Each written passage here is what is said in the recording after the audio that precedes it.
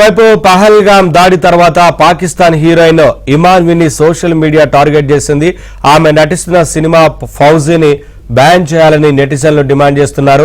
Social media కామెంట్లపై Imanvi స్పందించారు. తమ కుటుంబం గురించి తప్పుడు ప్రచారం చేస్తున్నారని ఆవేదన వ్యక్తం చేశారు.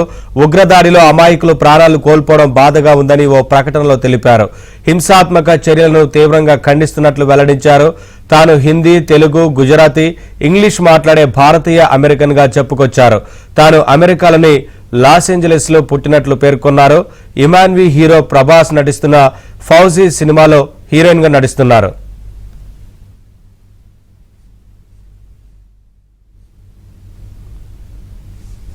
అప్డేట్స్ మా ఫిల్మ్ కరెస్పాండెంట్ సుజన్ అడిగి తెలుసుకుందాం. సుజన్, ఇమాన్వి ఇప్పటికే ఈ వ్యాఖ్యలకు సంబంధించి, ఈ కామెంట్లకు సంబంధించి స్పందించినట్లు తెలుస్తోంది కదా, ఏంటి వివరాలు?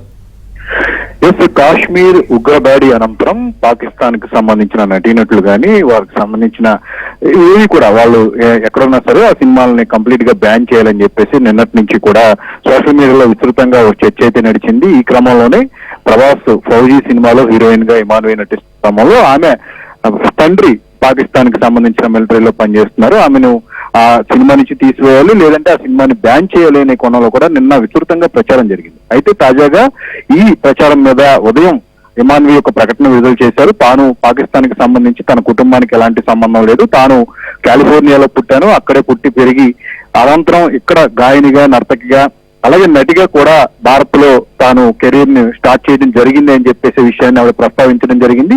ఏదైతే ఉగ్రదాడి జరిగిందో దాని మీద తన బాధను కూడా వ్యక్తం చేయడం జరిగింది. సోషల్ మీడియాలో తన కుటుంబానికి సంబంధించి ఎలాంటి ప్రూఫ్స్ లేకుండా విస్తృతంగా ఈ ప్రచారం చేయడం పట్ల కూడా ఒక బాధనైతే ఆమె వ్యక్తం చేయడం జరిగింది. ఇక్కడ ముందు మంచి విషయాలకే సోషల్ మీడియాను వాడాలి, ఏదైతే సినిమాలకు సంబంధించి తాను వర్క్ చేస్తున్నానో అంత సమైక్యంగా ఉండేలాగా కళ అనేది ఉపయోగించబడాలి. అంతేగాని ఈ రకమైన పరిణామాలు జరిగినప్పుడు రకరకాల అసత్య ప్రచారాలు కూడా ఇక ముందు కాకుండా చూడాలనే విషయాన్ని కూడా ఆవిడ ప్రస్తావించడం జరిగింది.